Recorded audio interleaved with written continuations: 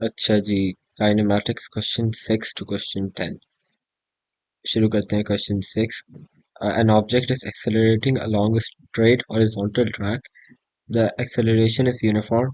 Which speed time graph represents the motion of the object? अच्छा, the acceleration is uniform मतलब constant acceleration है इसकी। ठीक है ना, फॉर एग्जाम्पल एक गाड़ी का मीटर है।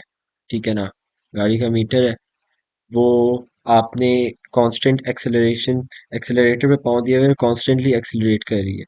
तो वो पहले होगी 10, उसके बाद होगी 20, फिर 30 किलोमीटर पर आवर, फिर 40, फिर 50, जब तक आप चल। और उसका ग्राफ कैसा बनेगा, ऐसे। ठीक है ना, क्योंकि यहाँ आ रहा है ये 10 है, ये 20, ये, अच्छा ये क्या हो गया, 30।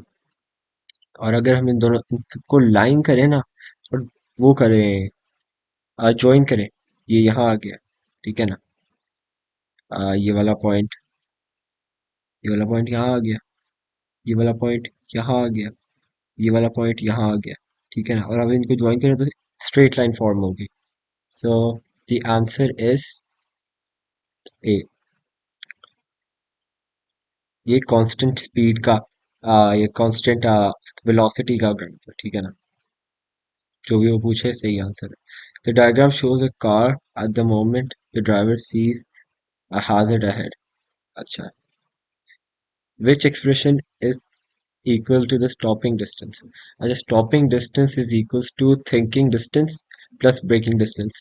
For example, आप जा रहे हो गाड़ी पे और आप एक का आगे कुछ चीज देख लेते हो, आप एक आगे स्टॉपिंग साइन देख ले, जैसे इसमें स्टॉपिंग हैजर्ड देख लेते हो आप। तो आप पहले सोचोगे कि स्टॉपिंग हैजर्ड है and I have to stop, और उसके बाद आप ब्रेकिंग, ब्रेक पे पाँव दबाओगे। तो ब्रेक में पाँव दबाना और सोचना is included in the stopping distance. So that's gonna be the answer. A. अच्छा, so sorry, let me remove these. अच्छा,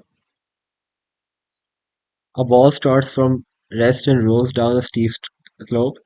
The ball then rolls along a rough horizontal ground. Which graph shows the speed of the ball at different times? अच्छा ठीक है। For example, ये मैंने एक diagram छोटा सा बनाया हुआ है, इसको मैं सारे को नीचे ले आता हूँ। फॉर एग्जाम्पल, ये आपने यहाँ से बॉल छोड़ी है, बॉल छोड़ी, बॉल गिरती गई है, गिरती गई है, गिरती गई है, और बॉल नीचे हॉरिजॉन्टल, रफ हॉरिजॉन्टल प्लेन पे आके रुकी है। ठीक है ना, और इसके बाद बॉल की एक्सेलरेशन कम हो गई, क्योंकि कोई, बॉल की एक्सेलरेशन के, बॉल की स्पीड कम हो गई है क्योंकि कोई एक्सेलरेशन प्रोवाइडेड नहीं है।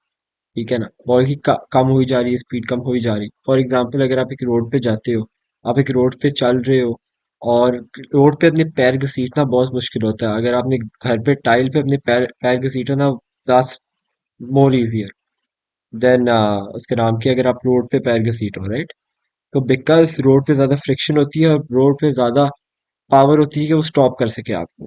ठीक है ना, तो इसने बोला है कि the ball then rolls along rough horizontal ground, rough horizontal ground. ठीक है ना, तो पहले बॉल की स्पीड इंक्रीज हो रही है, इंक्रीज हो रही है, इंक्रीज हो रही है, क्योंकि वो नीचे गिर रही है, नीचे एक्सेलरेट होकर नीचे गिर रही है। और उसके बाद यहाँ आके उसकी पहले बॉल की स्पीड इंक्रीज हो रही है। तो this won't be the answer right away, क्योंकि यहाँ दिखाया हुआ है कि बॉल की कांस्टेंट स्पीड है। ठीक है ना, तो यहाँ इंक्रीज हो रही है, यहाँ इंक्रीज हो रही है, यहाँ इंक्रीज हो रही है। उसके बाद नीचे दिखाया गया है कि बॉल स्लो डाउन हो रही है, क्योंकि उसको कोई एक्सेलरेशन ही नहीं प्रोवाइडेड। तो ये तो खत्म हो गया, क्योंकि इधर दिखाया गया है कि बॉल इंस्टेंटली जाके ना रुक गई है। तो ये तो खत्म हो गया। उसके बाद ये देख लेते हैं, इसमें दिखाया जा रहा है कि बॉल एक कांस्टेंट स्पीड पे जाके, स्टेडी स्पीड पे जाके मूव कर रही है। ये भी नहीं है, क्योंकि बॉल एक हॉरिजॉन्टल, रफ हॉरिजॉन्टल ग्राउंड के साथ जाके लगी है, तो उसकी बॉल की स्पीड कम होनी है इवेंचुअली। तो D is the answer, because इसमें दिखाया गया एक पॉइंट के बाद बॉल स्लोली डिसलेरेट कर रही है। अच्छा, A car travels at 60 kilometers an hour on a straight road. The road is dry. The driver applies the brakes. Suddenly, the table shows the thinking distance, the braking distance, and the stopping distance. ठीक है ना? Thinking distance or braking distance is equals to thinking distance plus braking distance is equal to stopping distance.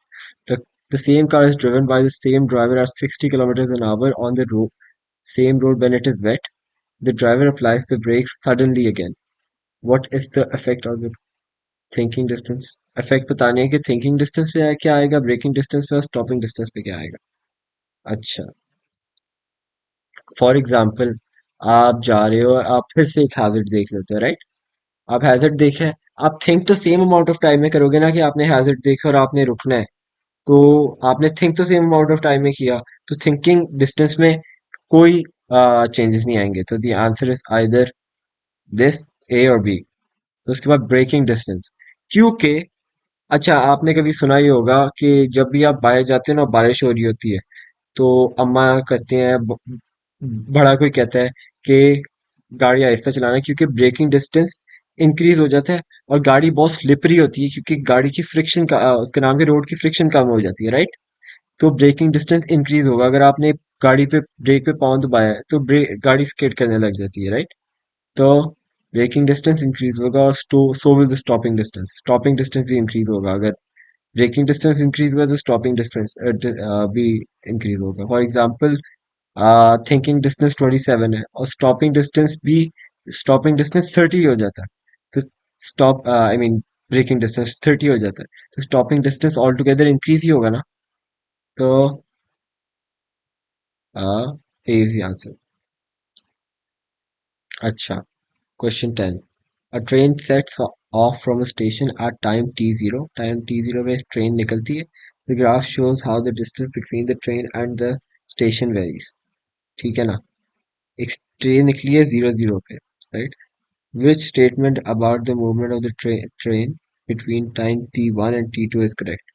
अच्छा, t1 और t2 में बताना है कौन सी statement correct है। तो ये देख लेते हैं हम लोग। A.